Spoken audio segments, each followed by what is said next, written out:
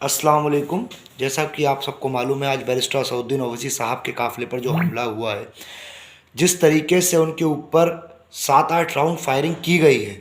2 लड़के थे, जिसमें एक का नाम शुभम सुनने में आ रहा है, दूसरे का नाम सचिन है।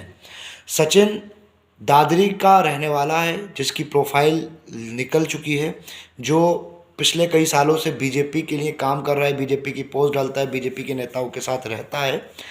तो मेरा कहने का मकसद ये है कि हमारे जो मुसलमान भाई हैं, वो एक बात बोल रहे हैं कि ये पॉलिटिकल स्टंट है, ये मतलब वोट पोलराइजेशन कराने के लिए हैं।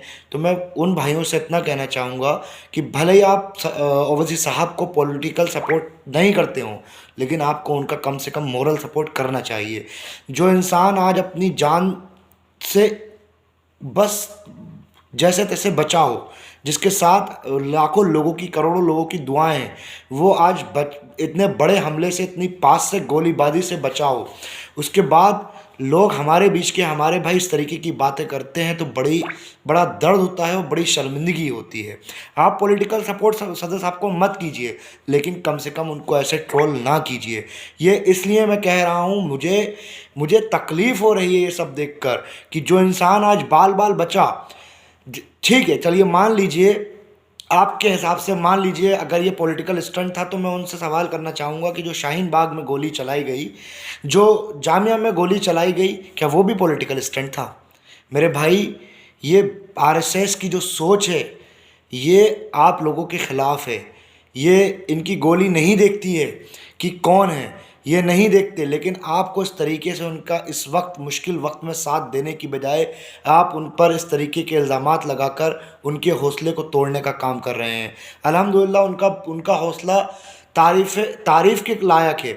इतना बड़ा हमले के बाद भी वो डरे नहीं। और सबसे बड़ी बात देखिए कि जो हमला करने वाले थे, उनको, उनमें से जो एक लड़का पकड़ा गया सचिन, उसको भी बैरिस्टर असदुद्दीन ओवैसी साहब के जो साथ में रहते हैं, हैदराबाद के एक्स मेयर माजिद हुसैन साहब और प्रदेश अध्यक्ष साहब के भतीजे असगर भाई, उनकी होशियारी से वो पकड़ा गया। जब उसने गोलियां चलाना शुरू की, तो जो बैरिस्टर असदुद्दीन ओवैसी साहब के ड्राइवर हैं यामीन भाई, उन्होंने जब गाड़ी भगाई, तब उसके बाद जब गाड़ी भगा दी, तब उसके बाद पीछे माजिद भाई की गाड़ी थी, तो असगर भाई ने उस गाड़ी पर, उसके ऊपर उसे गाड़ी से टक्कर मार के गिराया, और उसके बाद माजिद भाई ने उसको पकड़ा। तो ये उन्हीं की हिम्मत है जो उसको पकड़ के दिया गया। और खुदा न खास्ता अगर वो पकड़े ना जाते, तो आप तो सीधा सीधा इल्ज़ाम लगा देते।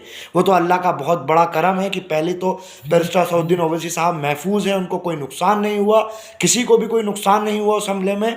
और दूसरा सबसे अल्लाह का बड़ा करम ये है कि वो पकड़ा गया वहीं ऑन द स्पॉट, वो वीडियो में आ गया। अगर कहीं ऐसी जगह आता जहाँ कैमरे ना होते और वो पकड़ा ना जाता, तो आप तो सीधा सीधा इल्ज़ाम लगा देते। अभी भी आप लगा रहे हो। शर्म आनी चाहिए भाई उन लोगों को जो इस तरीके की बातें कर रहे हैं। ये वक्त मुत्तहिद होने का है। भले ही आप पॉलिटिकल सपोर्ट मत कीजिए, लेकिन मोरल सपोर्ट इस वक्त कीजिए। और सब लोग बैरिस्टर असदुद्दीन ओवैसी साहब के साथ डेमोक्रेटिक तरीके से खड़े हुई है, और उन लोगों को कम से कम सजाए मौत की सज़ा दिलाए बगैर पीछे मत हटिए, और बैरिस्टर असदुद्दीन ओवैसी साहब को Z+ सिक्योरिटी दिलवाने का काम कीजिए। शुक्रिया बहुत बहुत।